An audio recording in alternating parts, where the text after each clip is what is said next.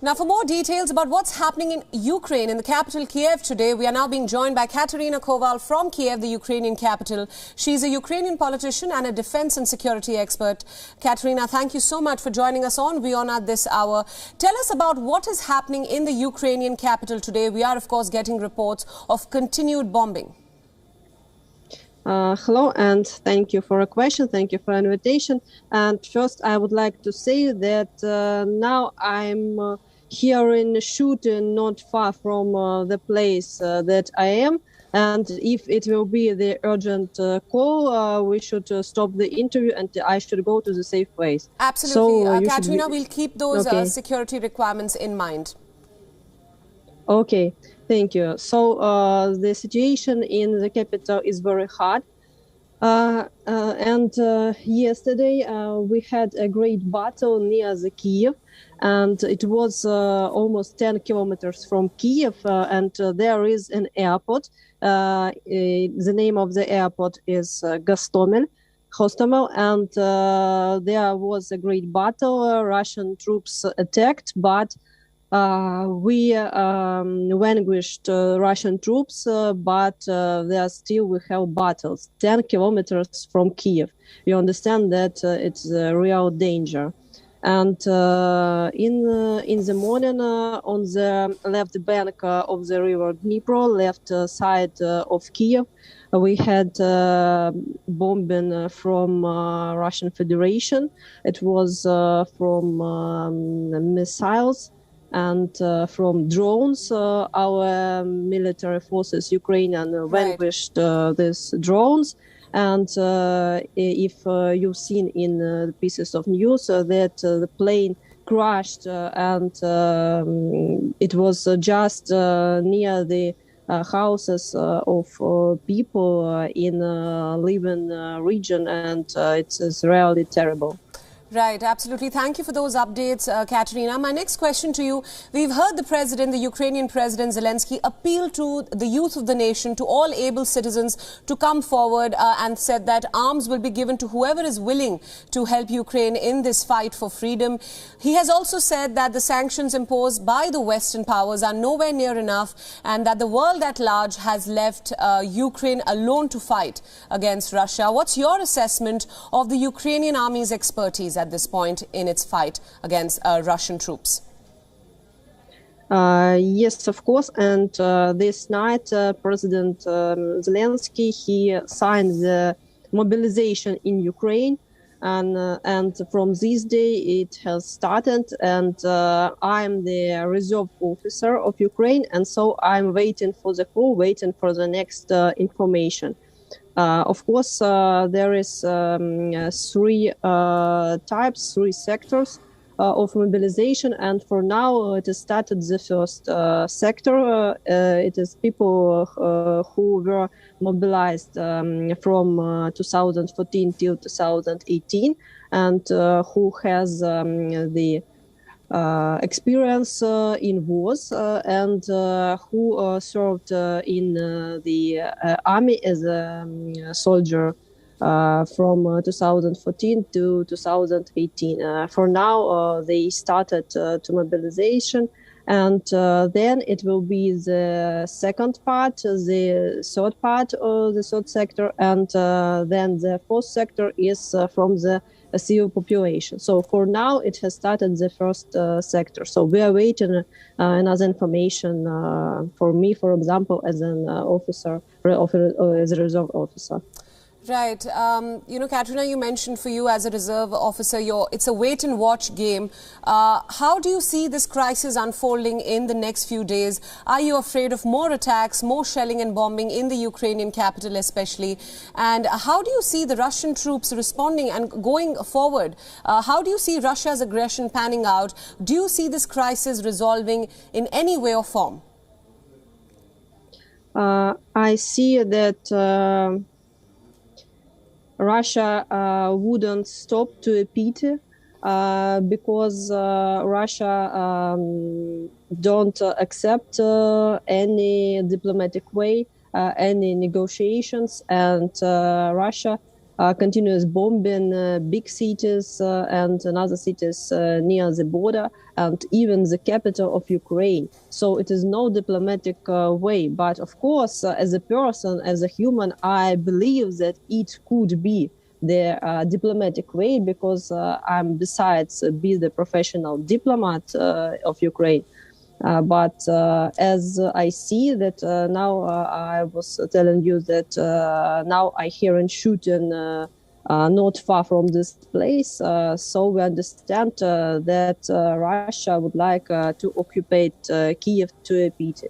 But I believe in our army, of course, in our defense forces. Right, absolutely. Just wrapping up our discussion here, Katerina, given your expertise in the field, how do you see this crisis panning out? And I want your kind of bucket list of what does Ukraine need as of now. We're talking about sanctions, we're talking about lots of words of promise from Western powers, from other European leaders, that we stand with Ukraine. Harsher sanctions will be imposed against Russia. This will not be tolerated. But what does Ukraine need right now to fight this enemy?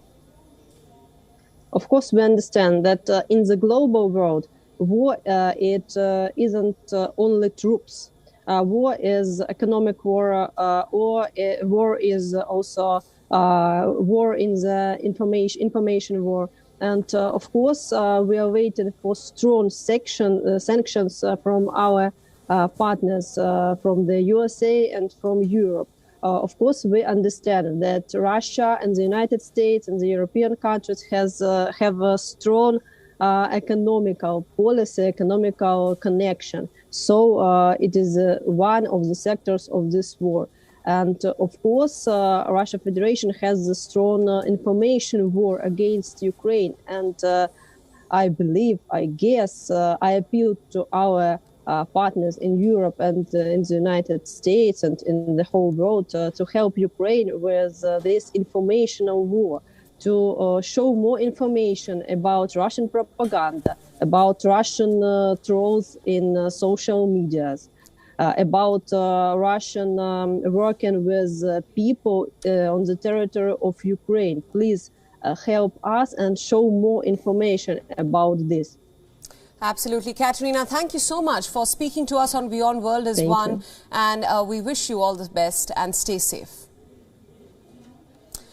Now let's get you more insights into this conflict. Russia is facing severe sanctions by Western allies after Moscow invaded Ukraine in the early hours on Thursday, in the biggest assault by a state since the end of the Second World War.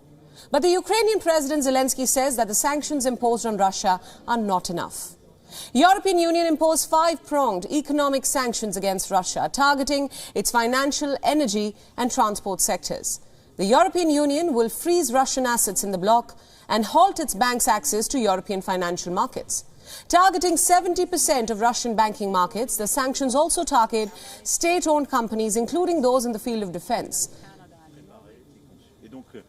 The proposals add that 2 Russian private banks will be sanctioned, and they would be put on the sanctioned entities lists.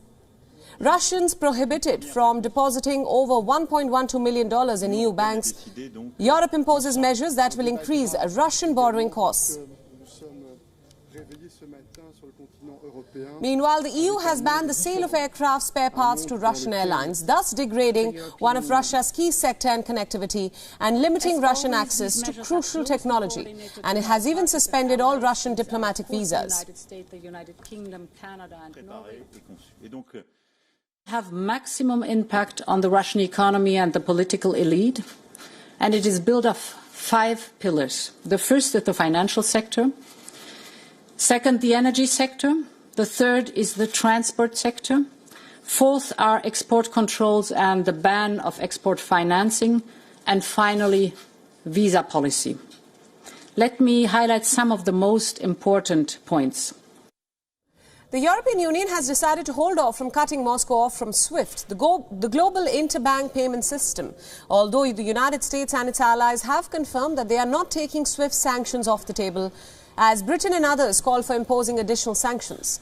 Meanwhile, the French President Emmanuel Macron batted for keeping dialogue open with the Kremlin at the EU summit on Friday.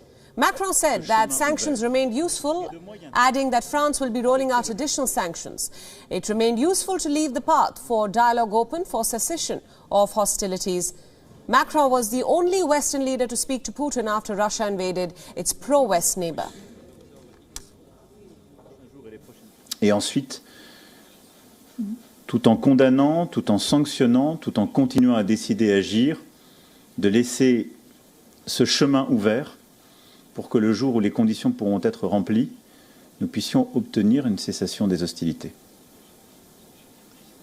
pour les Ukrainiennes et pour les Ukrainiens.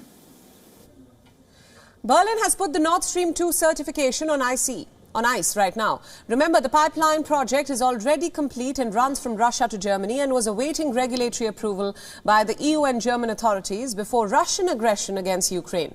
The United States imposed sanctions against the company in charge of building the gas pipeline. Canada too announced sanctions against the Kremlin, calling Putin's move barbaric. Canadian Prime Minister Trudeau announced sanctions against 62 individuals and entities targeting major banks and members of the government.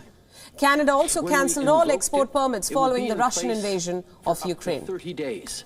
But we said that Russia must immediately cease all hostile actions against Ukraine and withdraw all military and proxy forces from the country.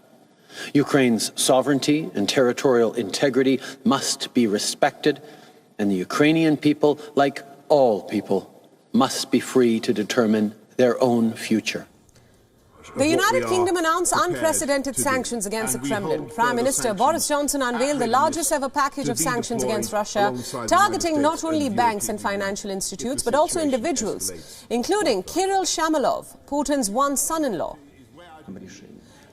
Meanwhile, America rolled out robust sanctions targeting Moscow's financial system, blocking assets of large Russian banks and business oligarchs, and imposing export controls aimed to hurt its high-tech needs. Japan imposed sanctions targeting Russian financial institutes after G7 leaders agreed to penalize Moscow over the Ukrainian invasion.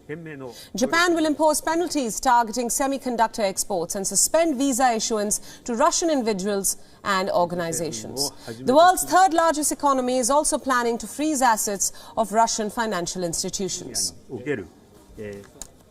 国際社会の懸命の努力にもかかわらず行われた今回のロシア軍によるウクライナへの侵攻は、力による一方的な現状変更の試みであり、ウクライナの主権と領土の一体性を侵害する明白な国際法違反です。